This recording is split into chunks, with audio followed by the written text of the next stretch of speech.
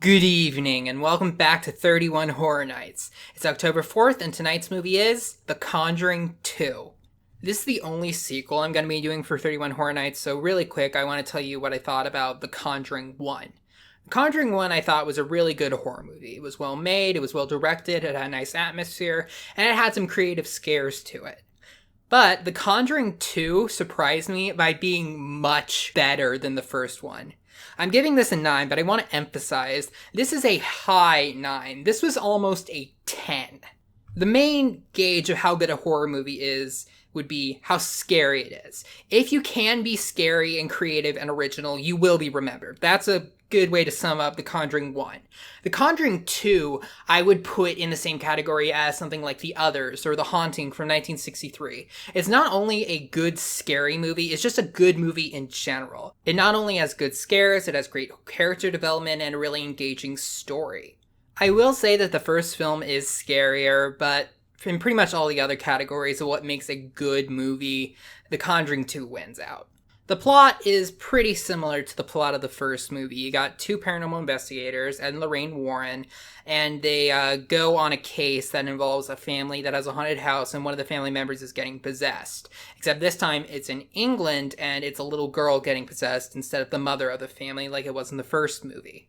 One thing that I really liked about this movie was the acting. Patrick Wilson and Vera Farmiga knock it out of the park as Ed and Lorraine Warren. They did good in the first movie, but they did wonderfully this time around. There was also the actress who played the little girl, Madison Wolfe. She is really good, especially for her age. I looked it up and she was like maybe 13 when this movie was being filmed, so thumbs up. This kid's really good. I also want to talk about the scares in this movie.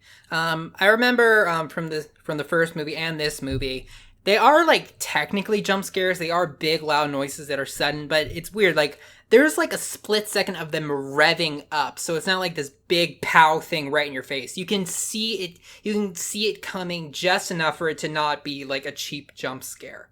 And so a lot of the scares are really good.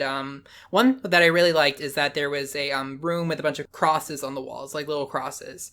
And I thought that there was going to be a scene where every single one of them falls off the wall at once and lands on the floor at the same time. But what they did was they made it so that one by one, every single one of the crosses hanging on the wall turns upside down. And it was just this really creepy, really clever scare. Once again, the scares aren't as clever or effective as they were in the first movie, but they're still pretty good.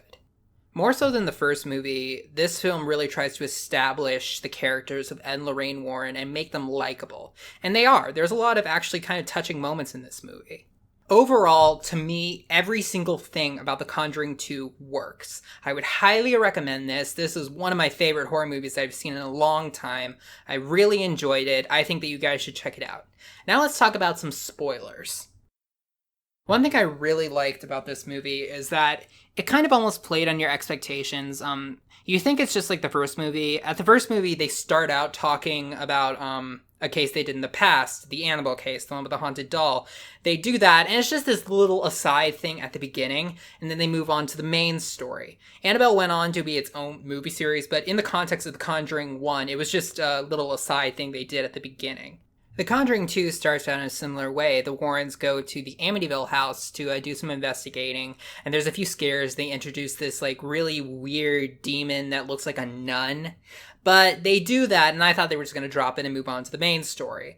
But that nun demon character keeps coming back, like Lorraine Warren sees it a few more times, and as it turns out, that demon is the one that's responsible for the main case of the movie. The poltergeist case is happening in England.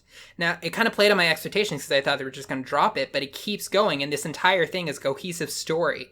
Like, there was a reason for the first thing to happen when there wasn't really a reason to do the Annabelle thing in the first movie.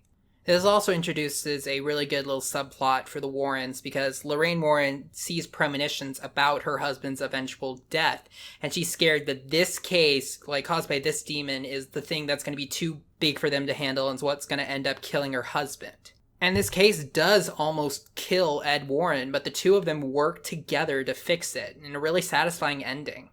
The Conjuring 1 was a good standalone scary movie, but The Conjuring 2, besides being that, also sets up this entire franchise that we can delve into because the two leads, Ed and Lorraine Warren, are very interesting, very engaging characters. This also isn't a sequel that came out of nowhere. I remember with Paranormal Activity 1, it very clearly was just supposed to be a standalone, self-encased movie. It wasn't meant to be like a franchise. But then the franchise started happening when it proved to be really profitable. With this one, they established in the first one that they do a bunch of different cases, so this is sort of just another case.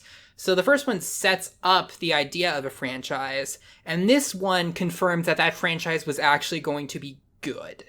That's something I really like, and it makes me really look forward to any further Conjuring movies in the future. Final thoughts, I love this movie, and I feel like this is going to be one of my favorite movies that I watched this 31 Horror Nights. I'll see you guys tomorrow.